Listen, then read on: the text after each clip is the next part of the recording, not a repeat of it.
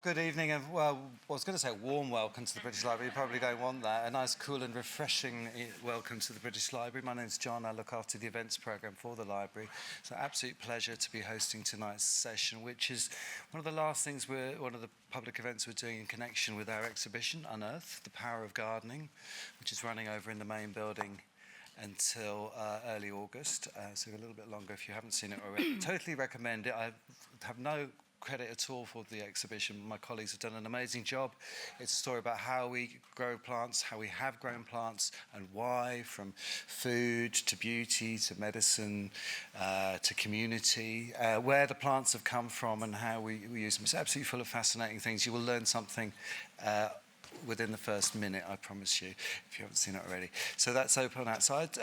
So tonight we have the wonderful Poppy Okotcha and Adam Frost here to talk to you about the way they go and the gardens that they have come and of course the books that they have written about that journey, which will be outside afterwards, and they'll be doing some signings later. I'd also like to welcome everybody who's watching tonight online, wherever you are in the world. Our host for tonight's conversation is Sally Flatman, who is the host of the amazing Our Plant Stories podcast, which is a podcast about stories about plants, and very, very well. It's very, very highly recommended, and lots of amazing things to discover there. So I'll hand over to Sally to take you through the rest of the evening and enjoy. Good evening, and thank you so much for coming. Thank you, John, for that introduction. As he said, I do a podcast called Our Plant Stories. It kind of says what it does on the tin. Over the course of 3 series, I've discovered that plants tell very beautiful stories about the places they come from and the people who love them. So when I was asked to host this conversation between 2 gardeners, I knew it would be a wonderful opportunity to hear some more stories. And reading Poppy and Adam's books, I have not been disappointed. So welcome to you, those of you here in person, those of you watching online, and watching in public libraries as well. This is a conversation entitled For the Love of Plants and Gardens. And there'll also, of course, be a chance at the end when Poppy and Adam will sign books, and there will also be questions at the end of our conversation. So in 2016, Poppy Okotcha was working as a fashion model, but looking for a change. Beginning to grow food and connecting with the seasons was the beginning of a new journey for her. She began to study horticulture and spent time in community gardens. I think I first saw Poppy on Gardener's World, gardening on a narrowboat, which must curtail impulse buying, actually, because there's a limited amount of space. Poppy has now moved to a home and garden in Devon and describes herself as an ecological home grower and community gardener. Poppy's new book, A Wilder Way, How Gardens Grow Us, follows her through a year, month by month, as she gardens in this new space. I really enjoyed your book. I love that there are recipes in it. And I also love it when you talk about the difference between your garden and an overgrown one. You say it's that there are telltale signs of human collaboration with wildness. In this garden, all are welcome. It's the sort of space that can tend and mend a sore heart. And I think gardens are very powerful places. Adam, your book, For the Love of Plants, comes out of a moment of relocation from a very big garden and from what you describe in the introduction to your book as burnout and a sort of depression, to a much smaller garden. And you say, the moment I walked into that garden, I felt connected. It became my safe place. It is my warm love. Many of us will have seen Adam Frost on television, most recently darting in and out of show gardens at RHS Hampton Court, presenting for Gardener's World. He is brilliant at deconstructing those gardens for us, showing us how the designers have created that space. He's also an award-winning designer himself, designing gardens all over the world with 7 Chelsea Golds to his name. In his new book, he shares his new garden, walking us through the different sections, the courtyard, the terraces, introducing us to the plants. It's all accompanied by a wonderful playlist because music, along with gardening, is very important to him. So welcome. I've really enjoyed your book. I've put lots of ticks beside plant names, and I've loved the music, and I'm looking forward to hearing more about the garden. I've got lots of growers. They're very happy. Yeah. So a question for both of you, I think, to start off with. How did you first connect with plants, both in terms of people and place? It's kind of your earliest gardening memories, Poppy. Do you want to start? Yeah, thank you for the introduction. Thank you, everybody, for coming. The earliest gardening memories, probably, I mean, I speak about this a little bit in the introduction of the book. I started my life in London, and despite being like a very small me, in a very big urban landscape, what I really remember was the garden, our little back garden. It was just like an ordinary, modest garden, and it had this gigantic buddleia bush that my mum would take me out and, would spot the butterflies on it. And then the other kind of like key memory would also be, I think, a classic childhood activity of clambering into a hedge and sort of like carving out little pockets, and this is the dining room and this is the kitchen, and mum would come in and have her cup of tea, and so those kind of like memories of being immersed and interacting with various like living landscapes were like really important despite being in an urban space. And then we moved to South Africa, and there was kind of like this real excitement about being in a landscape that was so alien. And smelling different smells, the flowers, everything looked different, and we had various fruit trees in the gardens that we lived in, and they were just like, my siblings and I were obsessed with them. So we had I had some very formative early experiences, and then when I got older and we left South Africa, there was a really tricky period in within my family, and my mum was really suffering with her mental health, and there was one particular garden that we moved to, or a smaller bungalow with a garden. I always seem to refer to gardens we moved to rather than houses. It needed a lot of love, and there was a plum tree that was kind of dying, and she basically sort of wilded it in a way. She let the lawn grow, and these wildflowers came up, and a honeysuckle grew up around this plum tree. And the experience of watching how her growing this garden actually hugely transformed her, I think that for me as a teenager was probably the moment. I didn't know it at the time, but it meant that in my later life, I always returned to gardens as like a safe place that was nurturing. That's probably my first. I love those memories of that kind of, that den that you create. Yeah. It's wonderful. Adam, how about for you? Earliest gardening memories? I suppose childhood, really. East End family slowly moved out, so Lee Valley, really, was where my two grandparents... I spent a lot of time with my grandparents because of my upbringing, really. And so it was them. It was sort of... I had Tidy Nan, and I had Scruffy Nan, and Tidy Nan and Grandad was sort of classic. Social housing, rectangular lawn, concrete path, washing line, everything in order. Little greenhouse down on the left-hand side where she grew Alicante tomatoes. And you were allowed in the morning... can you remember those plastic strippy things that used to keep the flies out? Pushing those back and then running down. And then come the weekend, it would be... my granddad, when he retired, was sort of Saturday morning... but after we'd had the tea and the scotch and the eggnog with the scotch in it, it's right, we were talking about cowpole out the back. I said my nan just used to give me scotch, But yeah, normally in an eggnog in the morning just to start me off. But Grandad, we'd have breakfast. Grandad would put his jacket on, his tie on, and that meant we were going up the allotment. Oh, wow. So that's where I learned to grow potatoes and the leeks and all of that magical and that word safety, that house was the safe place. I could talk to my granddad about anything. But if I wasn't there, I was along the road at Scruffy Nan's, and that was a completely different environment. It's sort of... Grandad was a gun engineer at the Royal Enfield, so he had the best shed you've ever seen, But sort of their garden was... It's a sort of nice-sized suburban garden, but I suppose a bit like sort of Helligan, but before they found it. But what I can remember is this wildness and yuccas. We were talking about yuccas out the back, weren't we? Yuccas growing up.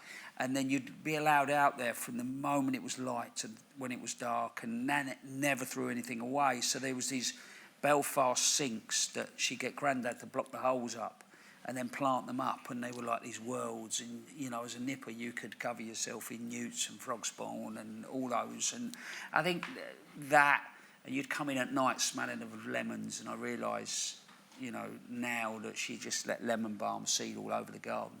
And then at the end, had two greenhouses. So she used to quite like travelling, that Nan, and she used to go to Gran Canaria and places like that, but she was a bit of a nightmare for bringing stuff back.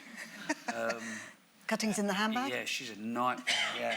I mean, I do stuff for DEFRA now, and I think my Nan was the underlying problem.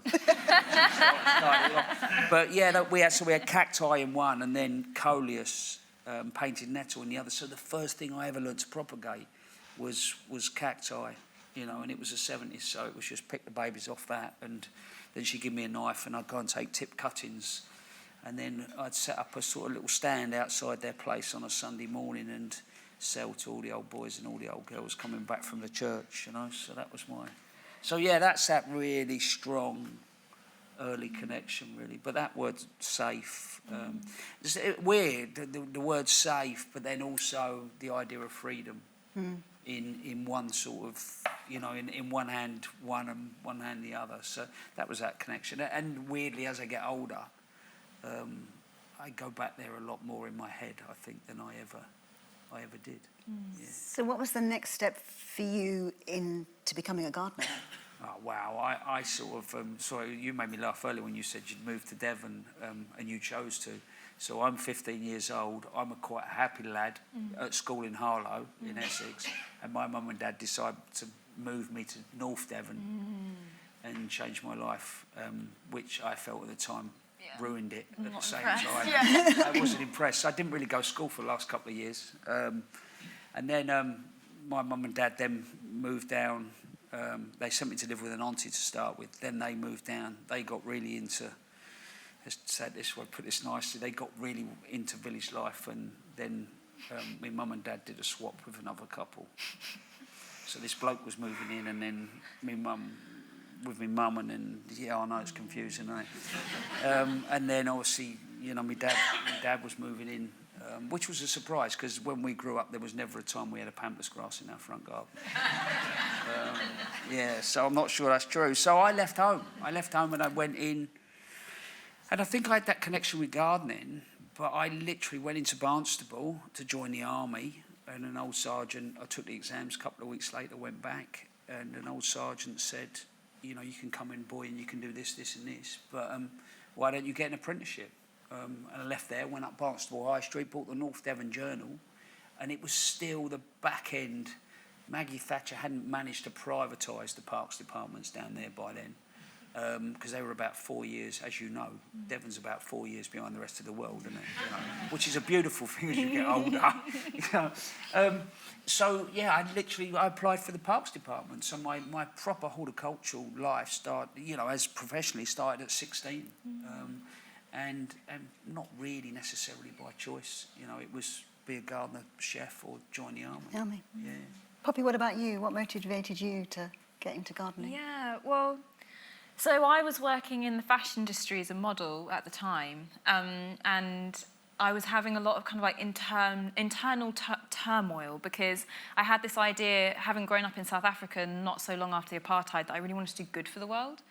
And more I was understanding that I wasn't, basically. I was encouraging people to overconsume. I was probably making people feel pretty crappy about themselves, and the industry wasn't good for me either.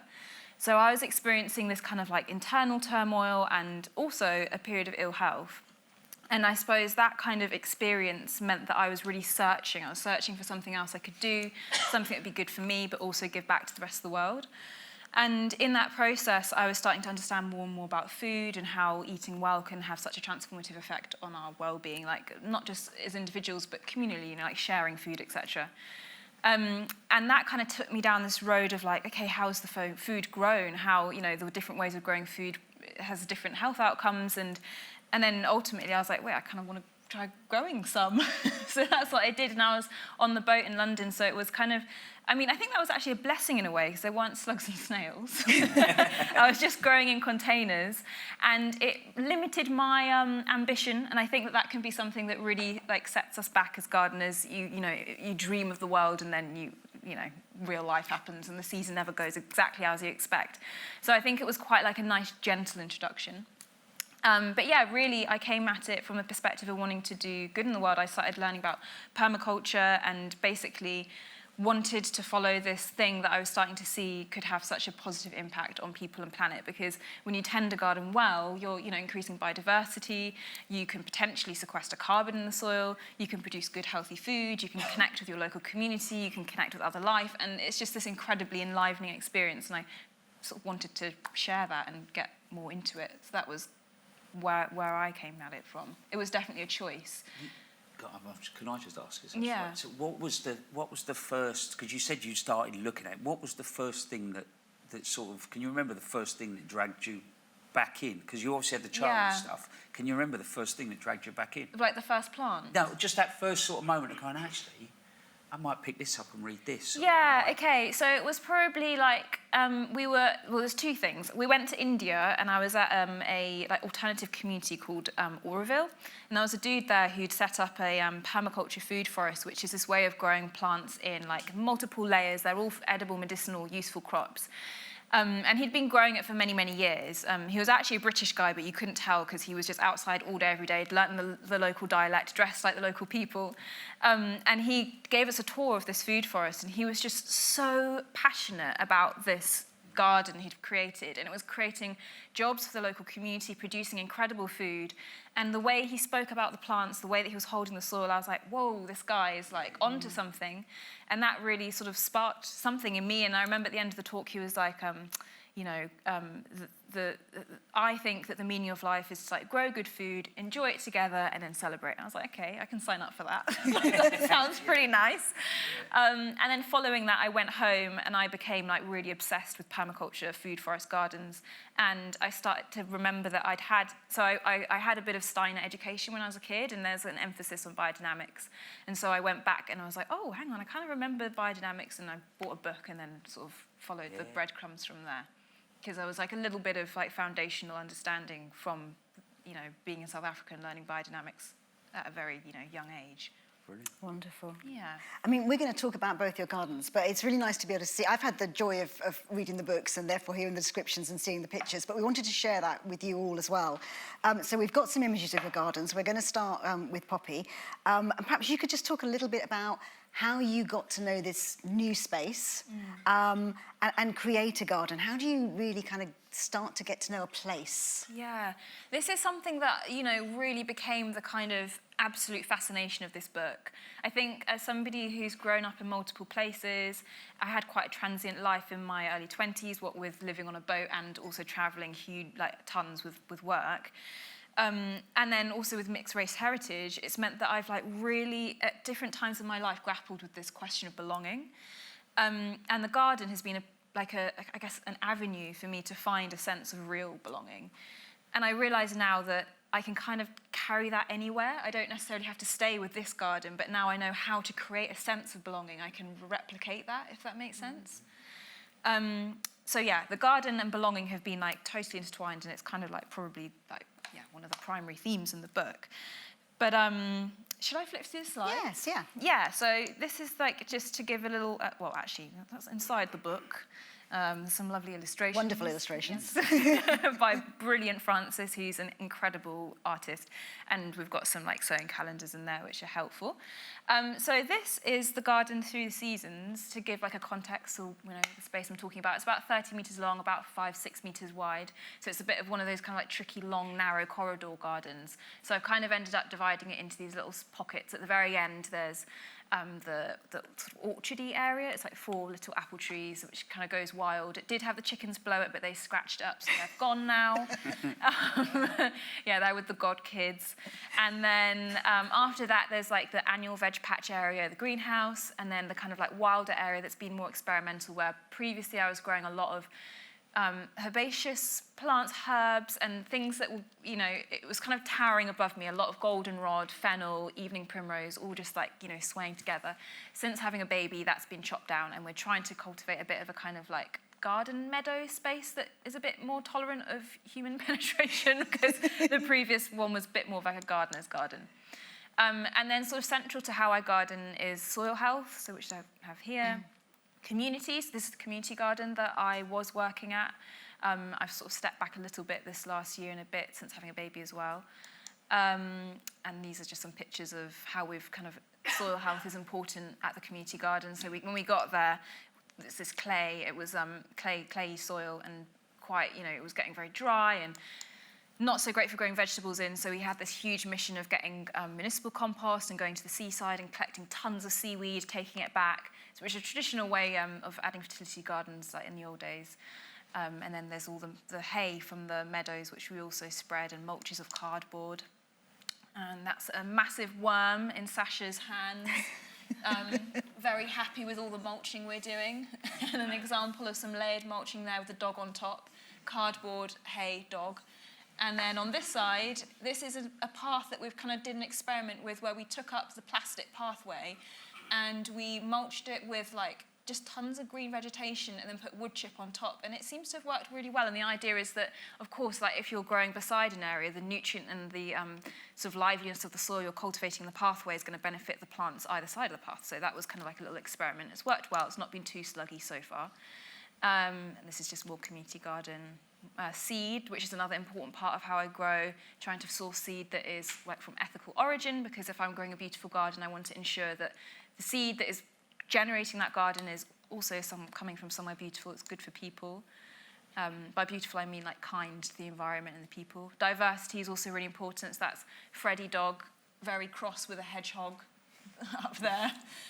The chickens, which were contributing to the diversity, which in the end didn't because they scratched everything up. But to begin with, the idea was that they were helping me manage the slugs and snails, which would mean that there'd be, you know, more vibrant plant life in the garden. And then there's the sort of vegetable herb garden, and there again. And I think that's all the slides. Oh, yes, that's all the slides. There you go. That's the wonderful.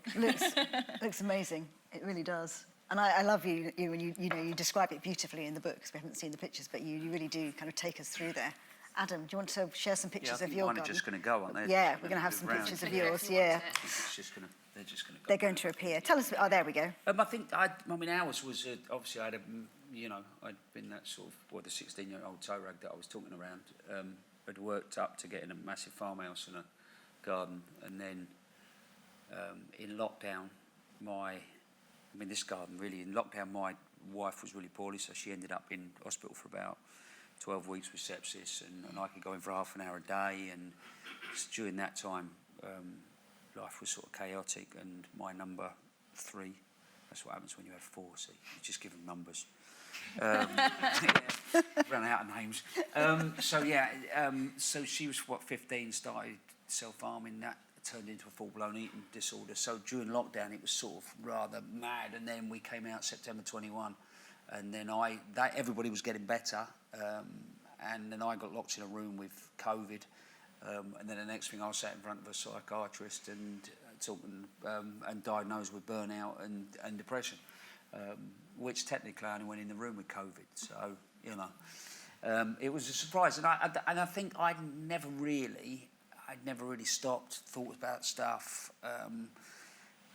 And sitting down with a psychiatrist, ultimately, that's what this book is really, was that idea, and that's why music plays its part. So the creation of this garden was the simplification of life. Obviously, everything I've learned before about professionally how to design gardens, but this was more about fixing a family. We've been there 4 years now, so so as I put the garden together, it was first about understanding the space, how the sun, where the wind comes from, how the microclimates work, all those little tucked away spaces, Then you talk a lot about soil, that drives me hugely. When I understand, then it's driven not necessarily about how something looks now, it's like how it feels. So the spaces have all got to feel something, but also I sort of feel like I more or less have to grow for the family. So everywhere's got to have a veg garden. So actually the garden now, I suppose as well add to that it was a garden that was created around diversity. Ultimately, how can I create a smaller garden but still giving an awful lot back, And actually the picture you can see there up the top there is coming in the front gate.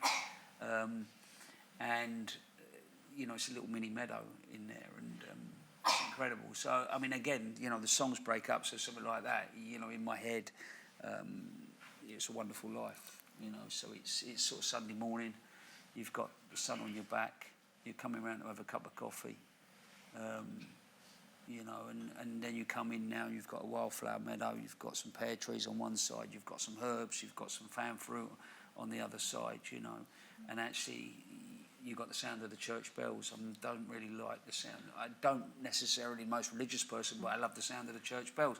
So that's that sort of image. Plus also my granddad on a Saturday tea time used to put a vinyl on. You know, so I have all that sort of stuff going through, and then you go into our front garden, which has really become an ornamental kitchen garden. So it's sort of a lot of the principles you're talking about, but that goes back to working with Jeff Hamilton, and ultimately, but you know, I can.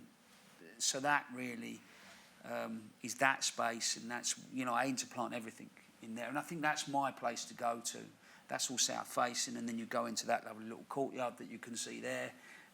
That's got a song by Springsteen called Secret Garden. But weirdly, that was created from when Mrs. Frost was getting better. I would be out in the garden doing stuff, and there's a little seat just in the porch, and I would go out early, and then on a Saturday she'd come out probably about, I'd be working probably from about 7 or 8, and then she'd come out about sort of midday-ish, really, and she'd sit on this little box, and she'd call me down lunch. We'd have a cup of tea. Obviously, I'd tell her what I'd been doing. She would then tell me what we're going to do. You know, and I'd spend the rest of the day being a good boy. But actually, there was something magical about every time she sat there. She just looked a little bit better. And you know, she was a lady that when she met me, she definitely didn't know what a landscape gardener was. Definitely didn't know. You see, and she looked like she just walked off the makeup counter at John Lewis. You know, so the idea of her getting her hands mucky, now she's completely and utterly in it. You know, so that sort of secret garden thing, but some of, you know, a little green space there was a peaceful, you know, so that, and then you go out to the back garden and it starts to become far more family orientated. You know, there's little terraces, and then you go up a level. There's lovely sort of little seating areas, places to cook, where all the family come together, and the garden sort of layers up. And then you get up to, there's a gravel garden. We live in a very sort of dry part of the country, and then really at the top end there's the greenhouse that is my sort of escape. So yeah, the garden's really driven. It all needs to feel something. It needs to work for the family, but it definitely needs to. Yeah, and it has fixed the family, so much so that Mrs. Frost is now talking about moving. But yeah, so I think for me, that idea of creation is a personal thing. Really. Yeah. I was really struck, actually, in both your books by, I feel, the way you really watch the plants, and I wondered whether you think gardening is as much about observation as it is about doing. Is there an important element of really observing? Yeah, I think so. I mean, I think that, of course, it's important in the design part of it, but I think that in the actual, like, doing of it as well, I think that, you know, often I get asked questions like, oh, you know, where to start, how do I start? And I think that that is the starting place. It's like watching, because I think, you know, so many of us, we're not necessarily in our society accustomed to really, like, sitting back and taking in anymore, and I think that we can often also come to gardens or landscapes with like an idea of like this is how it should be, but of course, like, if we don't sit and watch, and you know the things like you say, like the sun moving through space, how water moves through space, etc., that type of soil you've got, then it's going to be a hard job. And I think that's when so often we become so disheartened, because we're like trying to impose our idea rather than sitting and watching and then moving. And I also think that, I mean, I find in my garden, like, you know, it's been 5 years now, and there's so many things that I missed. And, like, for example, this part of the garden that we're trying to, you know, do like a little garden meadow in. When we first arrived there, it was screaming that's what it wanted anyway. You know, it had these plants that were, like, enjoying, you know, very free-draining soil, like low fertility. But I kind of ignored it and started piling on compost and trying to grow vegetables. Very much adhering to this idea of like increase the fertility, increase the organic matter content, when actually I could have stepped back and looked at it and been like, actually this part of the garden wants something else, because it's, you know, it's behaving in a different kind of way. And only now, 5 years later, I'm finally like, oh, like, yeah, I got the hint. And it, you know, by now it could have been a 5-year established meadow, but obviously it's just getting started. So, what about you, Adam? Yeah, I think I totally agree that the idea that you know, when you talk to people about their gardens and sitting down and taking a moment, and so many people reply saying, well, I haven't got time. And you go, well, you're missing the point, really. Yeah. And I think as well, we have this idea of chasing, you know, these sort of perfect pictures, and really gardens are about moments. That's all they're about, and it's how many moments you get out of that, 12-month period, or and a rolling sort of cycle. So, and I think you're totally right. If you pay attention, the garden tells you what it needs. I think, in a sense, you know, we're there just to. I just feel like I'm there just to give I set it up, and then I'm there just to give a helping hand where I need to, and not trying to control too much, and backing off. And I think, you know, we've definitely transitioned from that period of controlling everything into no, we need to back off, we need to stop cutting up, we need the diversity, we need to leave the gardens alone in the winter, because we're taking away habitat and we're taking away food. So does that feel very different to how you were trained? Wow, yeah, on lots of levels. I mean, interestingly, in some ways, yes. Well, yes and no, because I obviously parks training, you know, you blitzed everything and everything was mown and this, that and the other. And then I went to work for Jeff Hamilton at 21 years old. And this fella was obviously, you know, on Gardener's World at the time, but he was organic, he was peat-free, and he was already talking about destruction we were doing to the countryside, and also talking about farming and soil. So as a 21-year-old, I just got redirected, and he said, no, this is the way we do it. So I've never gardened any different from that. So yeah, I think so. But then saying that, then being taught design by a great designer called David Stevens, at that point it was all about less is more. You know, 3 silver birches and an acer campestris, a drifter this, a drifter that, and go home. You know, and whereas now, and that's what it was, wasn't it? You know, but now it's about diversity. So the garden that I've created there. So the fascinating sort of, I suppose, the designery bit in me, that, you know, that idea of trying to create something that carries you through the seasons, that has these little moments, but that influences how you choose plants. If you choose plants, you know, as well, when you're thinking about the plant, you know, we too drawn in by colour, you know, so we think about the plant as the flower. And I always think that's the most unreliable part of the plant, because it doesn't necessarily do what you want it to do, you know. So for me, the fascinating bit is how you plug these things together to create, you know, shape, form, texture, and all of that stuff. That's the bit, yeah. So, yeah, life's sort of gone like that, really, I suppose, yeah, with me. I think it's interesting because you in your book, Poppy, you talk about yourself as a garden assistant rather than a gardener. And Adam, you describe self-seeders as fairy dust. Yeah. So, I mean, there's a similarity there, both of you, in the way that you're thinking. I mean, and it's that line, isn't it, between the kind of, we should all be rewilding, or we should all be very regimented. How do you find that sweet spot, in a way, between those, Poppy? How do you... Yeah, I think I've come... I think that I've had to kind of bring myself a little bit... I think a lot of us these days can carry a little bit of like a shamey guilt feeling of, oh, we're the bad humans and we're trashing the planet, and, you know, our gardens would maybe be better off without us, because then they can go wild and be great for great habitat. And I think I've gone on a bit of a journey of realising that actually there's the possibility of humans having a really profoundly positive impact on landscapes. Like, for example, hedgerows, you know, they can be kept alive for a very, very long time, incredible for biodiversity, beautiful things, and that is human work. So I think that's like a really great example. And gardens are the same, you know, if we are tending them in a sensitive way and listening and observing, there's the possibility of finding that balance between wildness and overtamed, I suppose. And I think the beauty in gardens, it kind of comes back to that, what you were saying before, of like freedom and safety, is that they are places where we get to feel the freedom of wildness, but the safety of the human touch. And I think that that's something that's really special and like powerful medicine, actually. You know, we're living in a time where we're experiencing like loneliness, extreme levels of loneliness, like ultra-processed foods, so many ultra-processed foods, so many issues around access to green spaces, and I think that our gardens can provide a real kind of like healing environment if we tend them in this way that cultivates that like really special balance. And I think going back to the observation thing also is like, I think a big part of that is also rewriting what we consider to be beautiful. And I think that observation plays a part in that because, you know, if we go around with a sense that, you know, everything has to be straight and orderly and no weeds at all, but then actually start to think of the lemon balm that's self-seeding as beautiful, then all of a sudden the space is less pressurizing and the wildness can feel wonderful rather than like threatening. Yeah.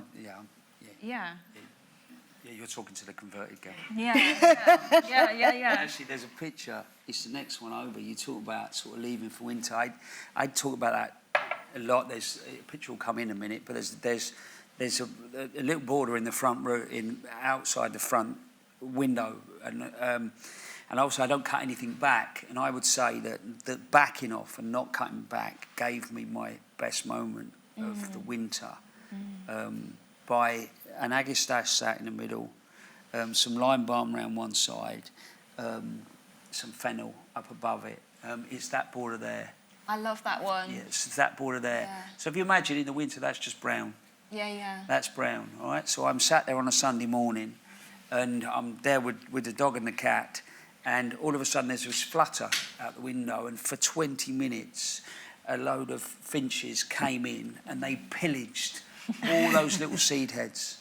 And it was absolutely, I was just transfixed. And if you tidied that up, you wouldn't get it. You got no finches, you know, and you got no that magical moment. And I think that's what needs to drive us. Yeah. I suppose it also comes with that beautiful element of surprise when we like step back a bit, we get and that's like wonderful in a garden. We're like, oh, I didn't mean to do that, but actually, that's lush. Yeah. And I love in this picture the way that you have the edibles and the herbs and the ornamentals all crowded together. And that's an old Jeff Hamilton. So when I first went to work for him, so say 21, he just created this ornamental kitchen garden, which was all about interplanting. And actually, if you go back and watch like the old film of him doing this garden, he's literally walking around. This is like walking around 30 years ago, walking around a supermarket, just going more or less, what's this crap? What's this crap? Like literally, it's bizarre to watch it back then, what he was doing, and they said, no, this is what we should be doing, and you know. But again, at the time, I come from a parks man. I thought he was raving mad. I thought, what are you doing? You're a nutter. It didn't take him long to convince me. His influences, do you think? I don't know. I think as I got to know him, he had a very, very inquisitive man, but he had a huge connection with the land, and not, you know, he was brought up in sort of same sort of area, to be fair, I was brought up in. So, you know, but I don't know. He just seemed to have. He seemed to have a wisdom. I think if I look back and think, like, he seemed to, you know, in a way, if we get this right, you know, it can change things. You know, and strangely, you know, with 96 he passed away. So there we go. So next year, next August, it will be 30 years, and it feels like the world's been playing catch up with Jeff Hamilton. You know, and I think that's the bit when I go to the Chelsea Flower Show now, and I love the fact that so much as this is in the fore and it's being talked about, but it saddens me a little that he was talking about it 30 years ago, you know, and that's the sort of bit that I play with, I suppose, in my head. And you know. I do wonder if now that we're like, you know, I think the stage has changed, like the backdrop has changed for these conversations. I think there's a sense of pressure, you know. We can see that there is genuine change in the climate, and we're seeing, you know, sort of, we're not in a politically comfortable spot, and I wonder if that's going to help to usher that conversation and that action on. I hope so. Yeah, so do I. Yeah. To go beyond your gardens for a moment, and it will lead back to that, to what's happening in the future, I think, but I noticed both of you foraged from a young age. I have to tell you, there is wild garlic features in both your books. Poppy shares how to make wild garlic salt. Adam, you talk about garlic pesto. But I just thought, how important was that foraging as children to connect you to that wider landscape, which is part of what we're talking about, isn't it? Is being connected to the landscape. Do you think that was part of? Yeah, I mean, I was a proper little naughty lad. I was really bad. I used to poach as well. I was terrible, really. I had ferrets as a kid. So I had ferrets. I went to school in Harlow. I had ferrets. And I used to go poaching on the railway lines. Seriously, yeah, I did. But I used to stay with an uncle that was the uncle I said to you, it's more like my dad that's a bit poorly at the moment, bless him. But, and they were publicans and they lived near a farm, so I would work on this farm through the summer holidays. And I think he connected me a lot with that sort of stuff because he was a chef. So he connected, but also my nan would always have us out, you know, right from blackberries to this, to that. It was always that, it was all, I suppose with my uncle and that, you know, tidy nan, I was told quite early on that, you know, there's stuff out there for you to go and find, and I suppose that's why it's always been part of what I've done, really. Just grew up with it. It was just part of life. Yeah, I suppose I did, really, yeah. But even, like I say, even the ferreting thing, it wasn't a... It was, I mean, you know, we didn't really have any money or this, that and the other, you know, and it was another way of me, even as a nipper, you know, going and playing my part, really, which... Well, it sounds mad, doesn't it, really, now? But possibly the bit about the railway lines, definitely, yes. I used to sell the rabbits to a Greek hairdresser in Potter's Bar. There you go. Used to pay good money because he couldn't get rabbits. I bet he made a good stew out of them as well. Yeah. See, yeah, they used a lot of them. See, yeah. How about you, Bobby, foraging? Yeah, I mean, similarly, the money thing played into it. I think that now it's quite like glamorous. Yeah. We didn't have the word foraging. We just, you know, when we came back from South Africa, there was like no money, and so it was a huge luxury to go and get like a sack of blackberries. You know, that soft fruit costs a fortune at the supermarket. And, you know, fill the freezer with it. So I think, yeah, there was an element of that. And then there was also, like, my mum, she grew up RAF family, like, moving around a lot. And sort of it was important, they were always just turned out of the house, just go. And so she kind of like, I guess, grew up gathering stuff as well. And so, you know, just sort of naturally passed on to us. But when we were in South Africa, of course, that didn't happen because it was a different environment, like different plants. And also the way you live, you don't just wander around the place the way you can in England. So it's definitely like a part of my British upbringing rather than in Africa. And then I suppose when, like, when I was a teenager, I was wanting to save up to go to music festivals. And so one sort of mission that a friend and I went on was we went elderflower picking to make some elderflower cordial, which we then took to the local classic car sale and sold. And that's what I used to go to my first music festival. Along with working in a tea room for long hours. But yeah, so it was, I guess it's like a kind of an industry. That's part of it. And then when I got older and, you know, started being curious about gardens and gardening, I had this sense of like, okay, so how can a garden how can it produce a crop, a harvest, but be super hands-free? So I was like, okay, well, we were experiencing that when I was a kid when we were going out foraging, and so I became really fascinated by wild edible plants and how we can incorporate them into our home gardens, because then, of course, you know, we all work, we all have lives outside of our gardens, so how can it be useful and edible but low maintenance in the way that, you know, a hedgerow that you pick blackberries from is. It's going to be a bumper year this year. I was out in my sister's fields the other day and it's looking fabulous for blackberries. How do we pass that knowledge, though, down to the next generation? Because, Poppy, you quote a Natural England report in your book called The People and Nature that finds that only 16% of the people surveyed actually spent time in green or natural spaces daily. That's a tiny number. I mean, how do you pass that knowledge down? Adam, how do you think about that as well? You've talked about Jeff Hamilton passing that knowledge to you. Yeah, and you've got your 4 kids. And I've got my 4 kids, I have. Yeah, thanks for that.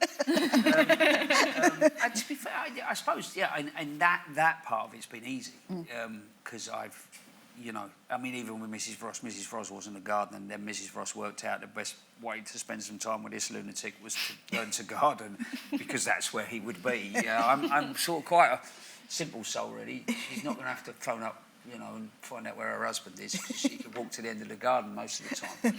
So that, and actually the kids have been the same. They've all played their part. They all like cooking, but they'll all go to, I feel like they'll go to the right stuff to cook, if that makes sense. Mm-hmm. That's been the easy part. I think for me, the most difficult part has been, I suppose, my professional life, where, you know, I've been asked to, you know, help play my part in getting younger people into it, you know, and into the industry and into gardening that way. And I feel we're quite good up to the end of sort of primary education. And then we lose kids because, you know, it's getting better. But I suppose when I first started doing it, it's not cool. But it always used to frustrate me that, you know, television made cooking cool. You know, because it wasn't when I grew up, and then it was Jamie Oliver and a few others and coming on the telly and, you know, bish, bash, bosh and the occasional swear word. And then it was really cool to leave school and work in a boiling hot kitchen, not earn a lot of money and not see daylight.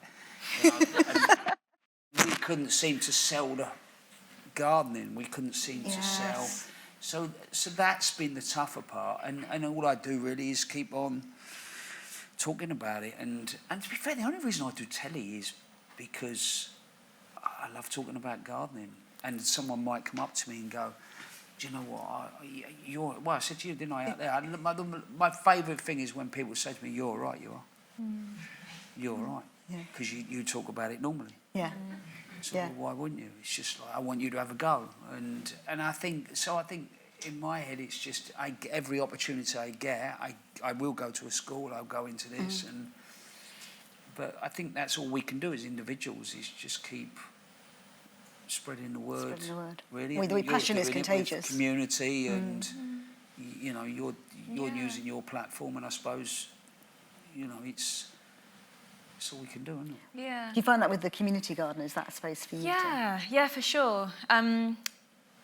Yeah, I think for me, the thing of like spreading the word is like absolutely essential. I think partly because when I came to it, as I said, I was like experiencing my own hard time and really searching for purpose in the world. And it was just like, whoa, where's everyone been hiding this from me? Like, and wanting to share that excitement and just all the incredible benefits. I mean, now there's so much science backing it all up, you know, all the good feelings we get from engaging with gardens. But yeah, I mean, I didn't know that at the time. At the time, I was just like, oh, this just feels lush. And yeah, so wanting to share that, also being aware that I think there's this really valuable thing in gardening where you start to feel like you belong to nature. You're part of it. You're part of the tapestry. And I think that's just like one of the most important pieces of the puzzle when we look at trying to cultivate healthy, sustainable societies. So there's that for me of that I think that actually like it's maybe the most important thing as a human today is to be able to understand that we're part of nature and that our actions can, you know, have this incredible positive exchange. And then, yeah, so that's the kind of like why I'm like social media. And then the community garden is more actually wanting to create access for people. I think there's like a conception that, or an idea that in the countryside everyone's got access to all this greenery, but actually it's all farmland, it's sprayed, you know, no access. Even in the short time that I've been living in Devon, like, you know, the footpaths that I go down, barbed wire, you know, beautiful tree that I go sit under, chopped down. Like it can feel hostile. And so, yeah, wanting to create a space where it was accessible for people to like really just like, this place is just going to stay how it is. You can come. And the idea at the community garden was actually that people, rather than having a veg box delivered to them, are coming and learning how to grow their veg box themselves. They come each week and get to take the veg home, so that's also creating access to good food. So that's the community garden bit and the education piece. But then with my son, it's been really interesting watching, like, yesterday we were at our friend's place and we sat down, we were having dinner. He didn't want to eat anything because he was just like, you know, I'm in London, strangers, strange food, what the hell, running around the place. He's 15 months old, chaos. I was thinking, oh God. We stepped out and they had these like little plant pots outside their door with red currants in. And he's going, ah, ah, ah. He just guzzled the red currants, wouldn't eat his dinner, stepped outside and starts eating all their red currants. And then we're walking around Hyde Park this morning and there's some blackberries. None of them are ripe yet. But again, he's pointing at them, I want that. So, you know, he's really small, but he's already understanding, like, that's food, that's food. And I'm not really, like, making a massive effort to teach him. He's just watching and, you know, they're copycats, aren't they? Yeah. So I suppose, I hope he keeps that. I think I have this an idea that mostly kids rebel and then that's okay and hopefully he'll come back to it. I think you're totally right. I think it's that idea that if you can put it in early doors, you know, they will go away from some point. Yeah. But ultimately, they will come back to it. So he's talking about the 26-year-old that's gone away now. You know, just qualified as an architect. You know, he went off to Leeds. He did all that. Wasn't really that interested, but he would always help me as a kid. But now he's coming back. He's going to move to. You know, he's been home for a while. He's now qualified. He's going to move to London. But the instant thing I said to you earlier on, didn't I? He said, I think I'm going to have to get an allotment, Dad. Yeah. Yeah. But then he followed it by saying, but it's really hard in London. Yeah. Yeah, it is. And he said, but you're like a patron, aren't you, of the Can you get me in? Society. Cheeky son. I said, oh, right, Andy again now, isn't he? Yeah, gardening's cool again. Yeah, Dad can get you an allotment. But it was lovely. Him and his girlfriend, you know, both 26. She's already down here, and they're excited, and you know, and so yeah, you think, boom, and he drifted away. He did what he did, and he's now back. Come back to it. Yeah.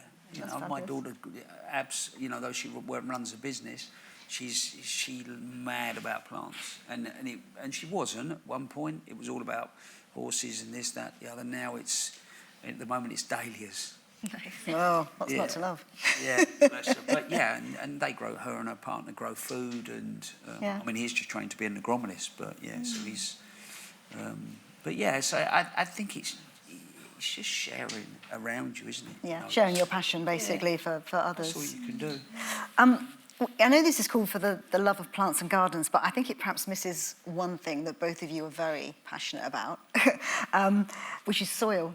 And Poppy, you have a wonderfully detailed section on compost and composting. And I love you say that compost made by you speaks of alchemy. Whereas a bag of compost speaks of decay.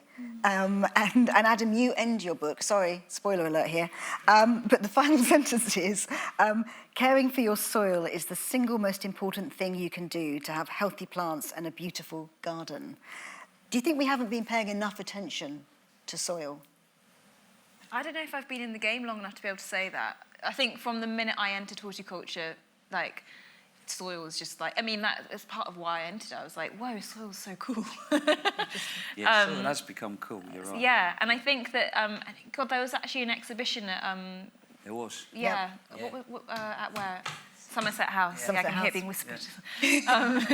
Yeah, and I think, you know, part of that question of how to make gardening something that young people want to get involved in, I feel like this soil compost thing has been, I mean, I know it really sparked something in me. I think maybe it's to do with the fact that it is less pretty and prim, and it's kind of like destruction and like dark and gritty, and it can like speak to that part of youngness that is like wanting to like smash stuff a bit, I don't know. So I think that there's something grungy there that lends itself to like cool marketing, which is valuable.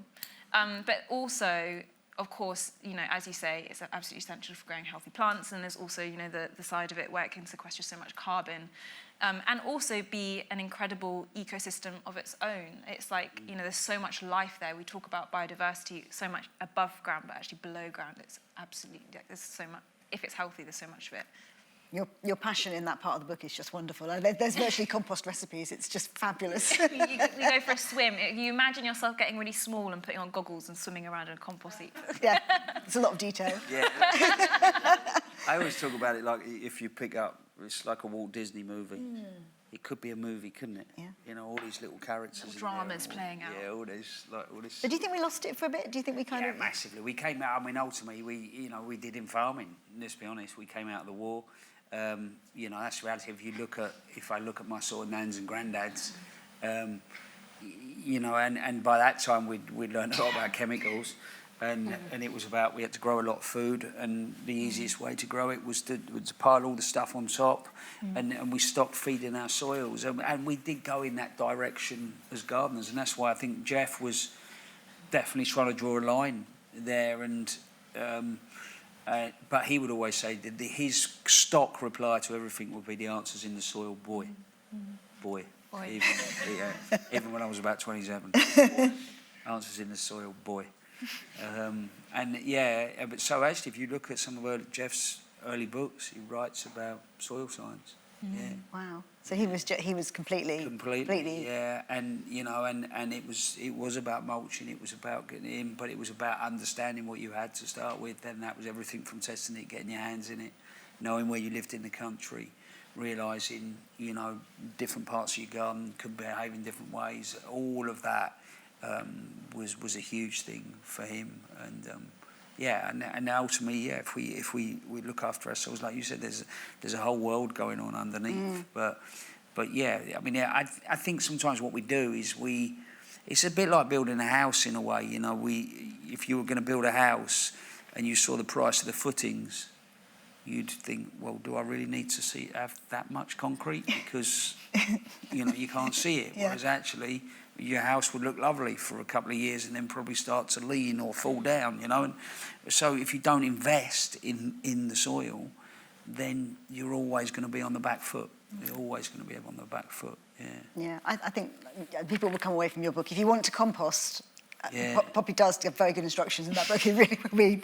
There's something cool about compost. There is something, yeah. One of the slides that was missing we couldn't get the pictures to load, but I really love composting like household items, often clothing. And that's like a really interesting process. I think it also helps us to understand circularity, you know, in terms of sustainability in a really tangible way. Like polyester clothes do not decay. Like, you know, it becomes very real. Sometimes I have like socks that I'll put in there, and then all that's left is this like cobwebby plastic mesh after the cotton part degrades. Or, you know, the zip of a bag. It's quite a cool experience. It's like my little mini art project. Yeah. Just looking at plants for a moment, I know when I made the first episode of the podcast, I talked to a friend of mine, Lynn, and she was telling me a story about a peony that she was never allowed to go near, she was never allowed to touch, she was never allowed to pick. That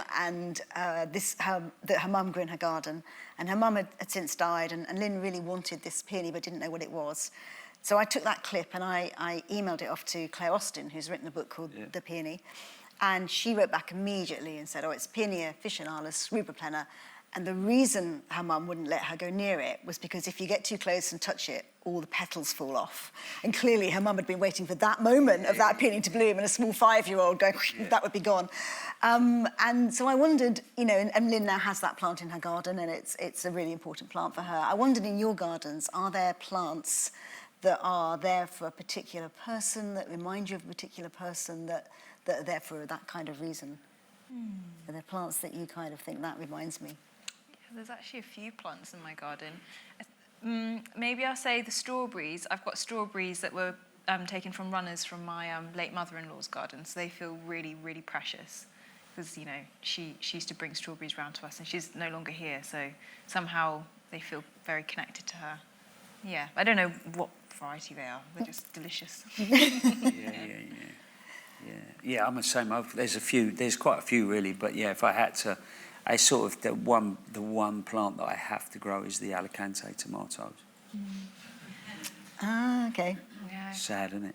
No, not at all. I love it. Literally have to go. Yeah, so that's the first tomato that I will grow every You will grow single every year. single year. Yeah.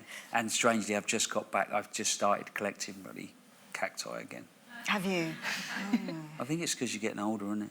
Well, I had a really bad That experience sort with cacti. As a very small child, Yeah. we were meant to be going to see a film that afternoon, and I was in my grandmother had cacti like yours, and I picked one up like this.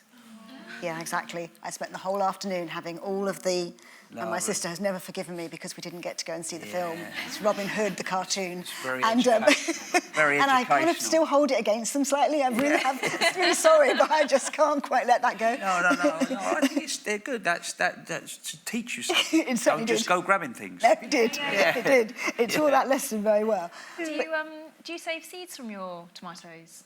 The same tomatoes you're growing each year? Well, not the same, Weirdly, I don't, because this sounds really sad now.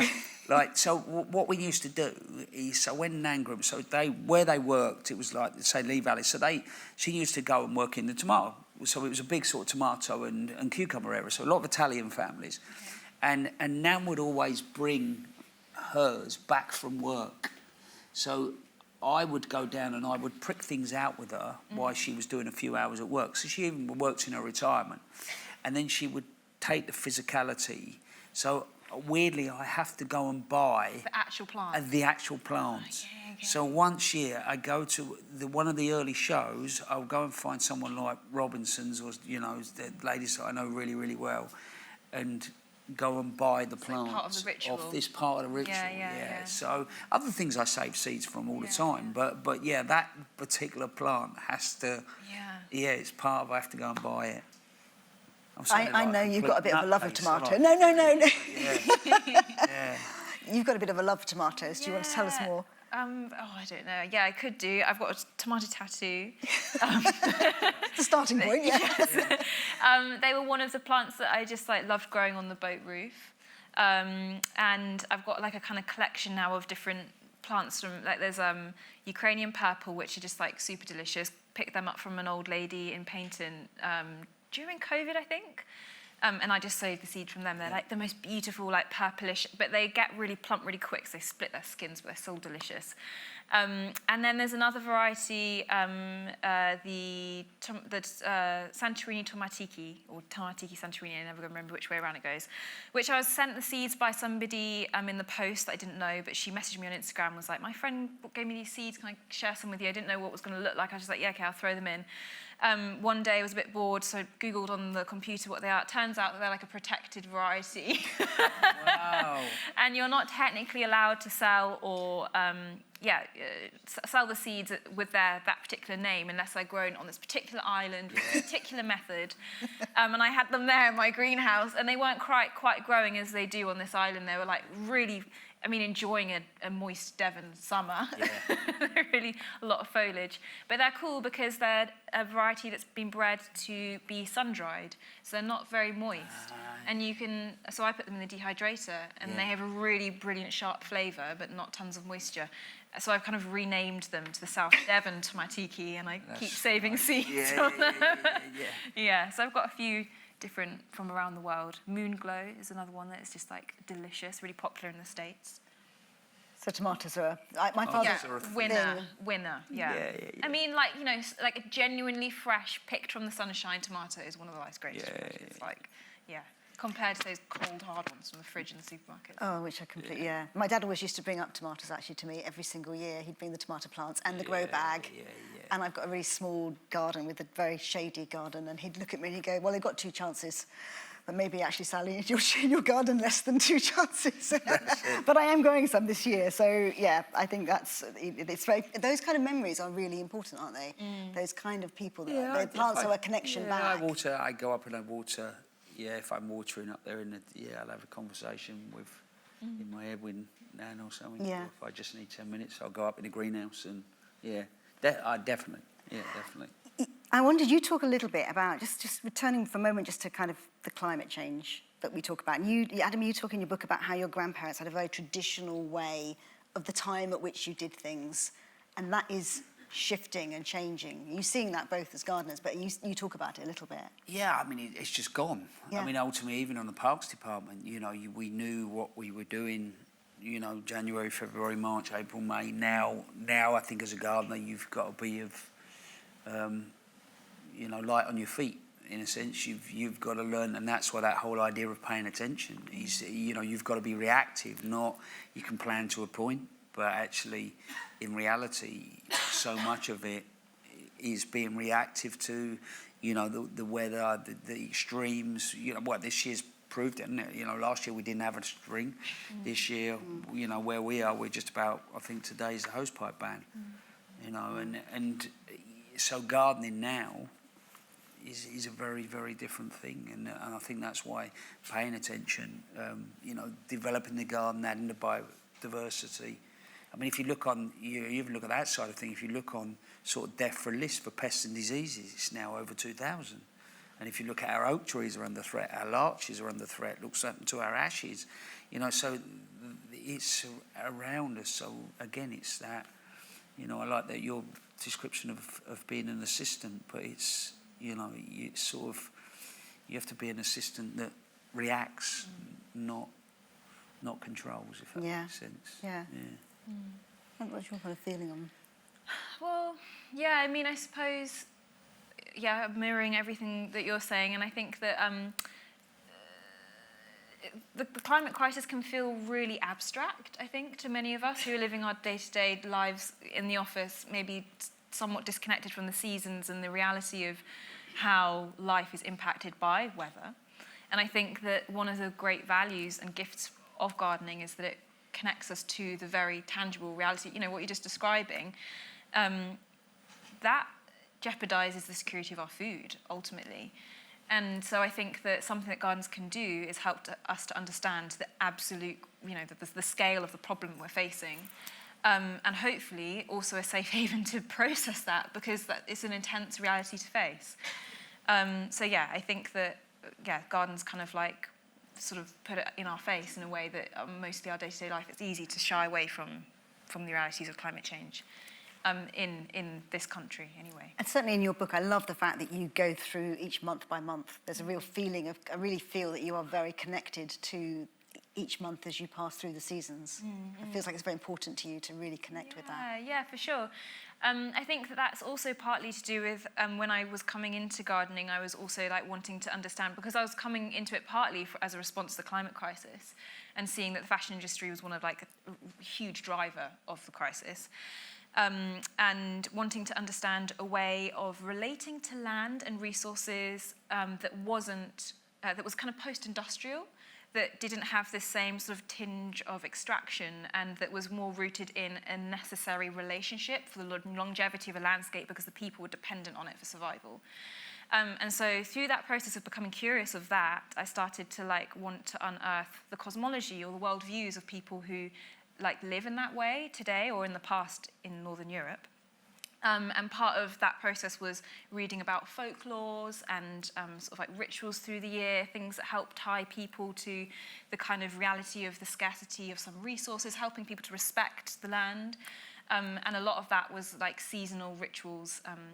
The Wheel of the Year, which is actually a neo-pagan sort of thing, which constructed from all these different sort of fragments of history that people have picked up from the past, the way that people used to celebrate harvests and things like this. So that weaves through the book throughout, because it's kind of like helps me map my place on Earth, helps me to understand how I'm connected to everything. Makes perfect sense. Yeah. What it does to me. Yeah. We're gonna open up to questions in a moment, and there may be online questions or there may be questions in the audience. So while you have a think for that, just I wanted to ask you, what piece of advice would you give to somebody who is new to gardening? Because it can feel a little overwhelming, to be honest. There's so much advice out there. So if you had someone who was, you know, who's watching perhaps from wherever, and they're thinking, I haven't really had a garden yet, or I'd like to have a garden, where would you start? I suppose if I say to anybody, just treat gardening as one big experiment.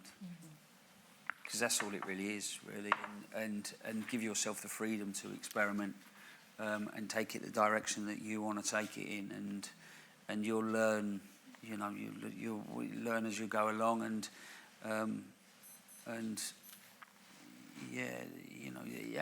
it's one big experiment. I've noticed that gardeners are not afraid to talk about things they've killed. Yeah. I think Have you killed things? Yeah, I kill things all the time. It is literally just one big experiment. I think that it's about having a go. It's about getting your hands in the soil. It's about having a go. It's, you know,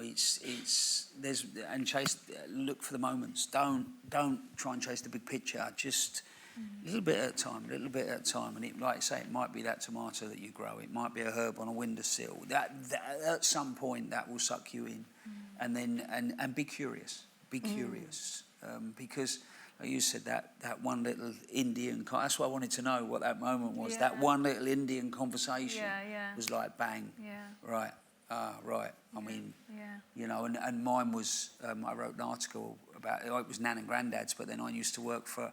When I worked in the Parks Department, there was my old foreman was called Jim Yo. Jim was 62, 63 when I worked there, so... But he used to row Ilfracombe lifeboat in his youth, all right? So this bloke had arms on him bigger than my legs. But he would always come to... His allotment was a joy. He would keep me supplied in fresh crab and lobster because he had a boat all the time. But he loved herbs. So he would literally supply me with herbs, and he would say, take that home, boy. Give that a go. And so on my little bedsit, I had herbs all over, and he got me growing standard fuchsias.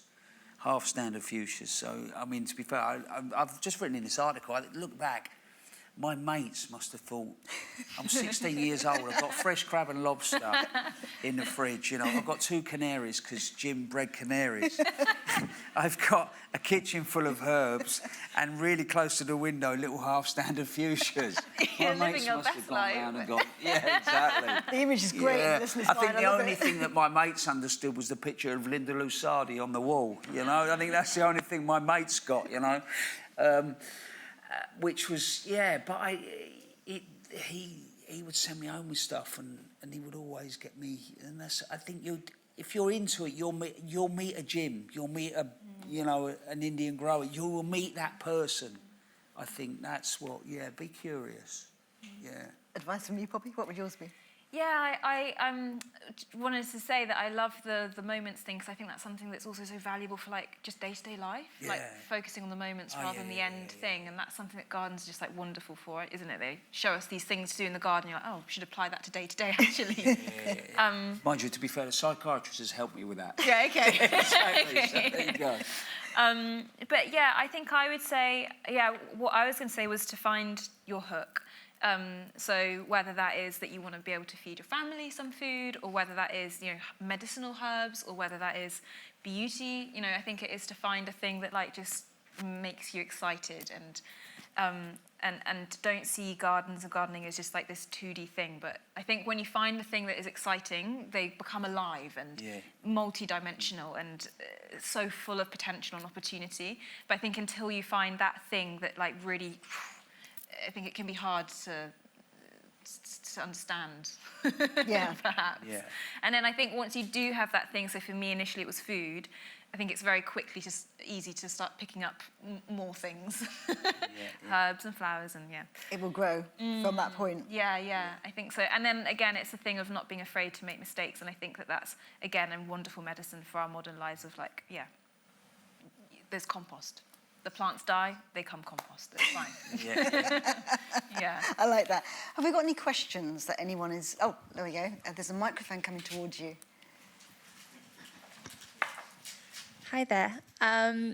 So firstly, funny enough, actually, the only 2 books I was gifted for my birthday in May were both of yours. So that's definitely a good sign as soon as I saw this event was happening. Well, as long as you weren't disappointed. I'm certainly not. I'm learning so much from both, and they're both absolutely lovely. I love both of your philosophies towards gardening.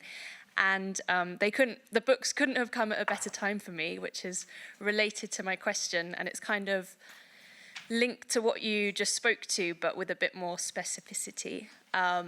So I've just moved to rural Kent, into a cottage with a modest but decently sized garden about 6 weeks ago-ish, from previously living in a new build block of flats in southeast London with just a shady balcony. I've now got this lovely sunny garden, which is a bit of a blank canvas at the moment.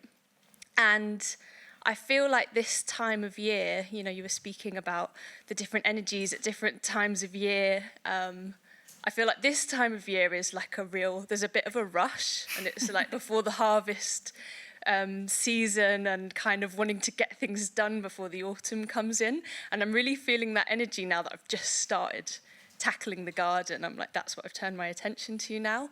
But I'm also very aware of this idea of just waiting, but I'm also super impatient and I want to know what specifically now at this time of year, if I was to just focus on a couple things so that I could, by late summer, early autumn, have something to enjoy, what would be something good to kind of do now, potentially? If you want food, maybe dwarf French beans could be nice. I actually just planted them yesterday, so Okay. hopefully, yeah. And then just like successions of salady crops, and then you could also be sowing things that you would then harvest through the winter time, so hardy vegetables like kales. Chard might make it where you are. I think it probably would in Kent. And there's another one, winter purslane, which is like, you can't buy it in shops, and it's just so delicious. You can sow it outside or undercover, and it will self-seed and become like a really lush ground cover. And then it has really pretty little flowers in the springtime, which are also edible. So that's a nice one to sow. It doesn't like the hot weather at all. But then, like, to the rushed feeling, I know that so well. And like gardening can almost sometimes feel kind of claustrophobic. Because like the plants and the garden have their own timeline, they're not waiting for you. So like if you want to fight that, it is horrible because you lose. But you can also just accept it and just be like, okay, well, this is a year I'm going to learn something, and like still move with some pace, because we don't want to just like sit there and not get anything done, but just with the acceptance that the garden has its own will, and you're working with life, right? It's not like a canvas that you're painting, so you kind of just have to have like a degree of acceptance, and that I find helps to free up from that like suffocating, like, oh my God, I've got to do all the things, and the years moving. Yeah, hope that's useful. Yeah, and I would say if I'll go ornamentals, because you've covered the. So I suppose my bit of advice would be don't disengage from whatever nurseries you're using as we go through, not just now, as we go through the winter. Keep going and keep just picking yourself that gives you a highlight of a month. It's a really good way of building. But I would say the two things really. When you're starting to buy plants now and you're collecting plants, instead of just looking at the flowers, look at leaf shapes, forms, finishes. So every time you go down, you're not just looking at the flower, you're looking at, and so if you're buying a few and you're putting them together, make sure you're constantly playing with different shapes and forms, and you'll build a tapestry over the years, But then, even because everybody ignores me about the flowers, just make sure that you're buying lots of different shaped flowers. So now what you should be doing, if you're going down, start to look at what's going to sort of arrive, like the asters in September, or whatever it might be, and just start to think about as we go in. Grasses are another good thing. That's going to start to come alive, but don't necessarily rush to get them in the garden. Maybe bring them home, containerise them, just get to know them a bit. A lot of the time I've got a lot of pots on the go, especially with new plants, before I commit them to the garden. So I just learn a little bit about that plant. I always talk about plants as friends. Some are like old friends, some are like new ones, and that's how, if you start to think about your plants like that, you get to know them, get to understand them, and don't rush to put them in their final sort of destination. All right? Hope that helps a bit. Thank you so much. Yeah, that's both like really, really helpful. And yeah, definitely the flowers are so alluring, but I know I need to kind of Exactly. think beyond that, because they're not going to be here for that long. So, and again, if you just have that in your head, it's amazing how quick you build an incredible tapestry. The flowers are always, the flowers are there, but they come, they go. Treat them as the bonus, and then the rest of it happens, and you will still have an incredible garden. Yeah. Wonderful. Thank you. I've got a question. Can I just say to that, it made me think, you said the nurseries you're visiting. So often nurseries now, or garden centres, only display the plants when they're flowering, don't they? And then they just like take them away. So I suppose part of it would also be finding that, there's one near me that is like a small independent that just keeps them all year round. Yeah, I would say, a nice if you one. can find, there's quite a few in Kent, to be fair. You've got some good growers in Kent. So I would, I mean, the garden centres are great, and they do us all a great service as well. But when you get into your plants as well, that realisation that we have got so many great growers in this country, and yeah, they're the places. But even the garden centres, there's some fantastic garden centres. It's just sometimes going and walking past the seasonal specials. Yeah, and going to the sale aisle. Yeah. Well, I recently picked up some everlasting sweet peas, half price. Yeah, half price. Well Yeah, chuffed. yeah. I normally wait to the back end of the year when all the herbaceous stuff's looking really, really rough. Go and buy it cheap and then take it home, divide it all and make about 3 or 4 pots out of one. You know, there you go. That's something else you could look at doing. There's the top tips for you, isn't it? We've got a question down here on the front as well, I think. This is someone online. Hi, thanks. This is a question from the online audience. Jacqueline Gray says, any ideas or advice for a secondary school teacher trying to build on the brilliant work that primary schools do and get teenagers interested in gardening and growing? Good question. It's a brilliant question, and I'm trying to remember his name. He'll kill me now. There's a fella in Norfolk. Oh dear, we're going to have to learn how we share this afterwards. My mind's gone blank. Okay. So I met him. To be fair, if somebody goes back and finds a podcast that I did for Gardener's World magazine, and one of them was about young people, and it was the fella that I met who at the time was part teaching, and he was part setting up this little charity thing. He's now totally and utterly set this charity up. And in Norfolk, I went and did a thing for him over there, and he's literally going into secondary schools. So he's going into secondary schools, and he's setting up garden things, and it's really, really working. So I suppose what I would say to somebody is look around you, because I think now as well there are people doing things. So I think as a secondary school teacher, speak to the RHS, Royal Horticultural Society, because obviously we were talking about the fact that there is a GCSE or whatever coming online as well. There's a GCSE I think they've approved. Well, I mean, for March there will be a GCSE in natural history coming down the pipeline. It won't be immediate, Yeah, but so it will Wales, be coming. the Welsh have definitely got it. So I would say RHS, great port of call for education and, to be fair, community. But just type in Norfolk, Gardener, schools, something's bound to come up. You know. Yeah, literally. It'll come to me. It'll come to me. But I do apologise to whoever it's like. You know, I'm tired. That's what I'm going to say. Have you got anything to add to that? Not majorly. I suppose the one thought would be to find the catch, the purpose for the kids, because I think that teenagers want something substantial that feels. They don't just want pretty flowers. They want how am I part of this? So I think it's finding that passion. Yeah. But they want compost. Yeah. They might want compost. Yeah. I mean, I'm not joking apart, but that's your thing exactly, about. Yeah. If you get to see how the food waste turns into compost and the compost produces more food, that's really cool. Although I don't know if I would have thought that was cool when I was a kid.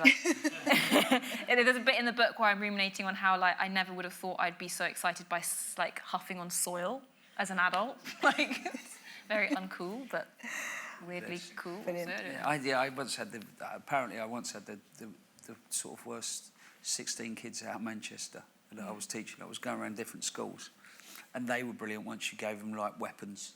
Yeah. Well, so space. if you gave them anything, and machetes, and we would clear pieces. They were like little sort of whirling dervishes. They were absolutely amazing, So I mean, weapons is sort of bless them. Yeah, obviously controlled. Yeah. But engaging them, really get them stuck in. There's another question at the back, I think, over there. Thank you very much. It's been so comforting hearing you talk. I'm actually joined by one of my course mates. We are studying garden design. So we're kind of maybe career changers. I think there's a sense of anxiety about having maybe burnout. As I know, Adam, you mentioned, when your passion becomes your career, it becomes something you're doing on social media, because I've run social media accounts before, and that can be real burnout territory. How do you maintain that love, that passion, without hitting career, it's all I do burnout? Any tips on this career change? I don't think there's many people as stupid as me, really. I mean, my burnout came from being the 16-year... I mean, if put it in context, it came from being the 16-year-old that you know, the abused 16-year-old that left home, that worked and worked and worked and worked and worked and, you know, chased a dream, and then had 4 kids and, you know, and all of that. So it wasn't just my job. I think in a way, weirdly, it's been the re-engagement of my connection with this garden that has sort of changed my life again. Do you know what I mean? So I wouldn't necessarily say that it is going to take you in that direction, as long as you just don't let it. You know, I think that's, do you see what I mean? I think it is I look back now and the conversations I've had with, you know, a man that knows more about my head than, I had plenty of warnings that it was going to happen, and I just didn't take any notice, you know. And I think it's I would say, the one thing I would say, if you're going to go and be a professional designer, is don't ever stop gardening.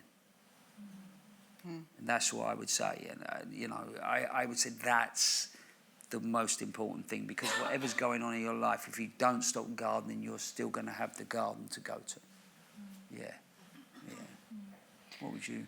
I think that was really interesting, what you said, that it's wasn't the combination of passion and work, it was like your personal history. I think, I think that's probably, that was a bit of a light bulb moment for me.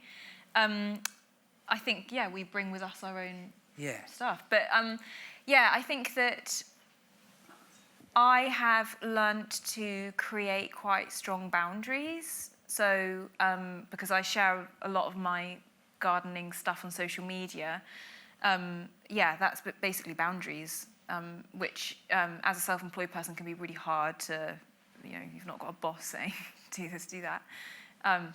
Finding out where those edges are so that you can still have that feeling of like, gardening for the pleasure of it rather than just because you have to.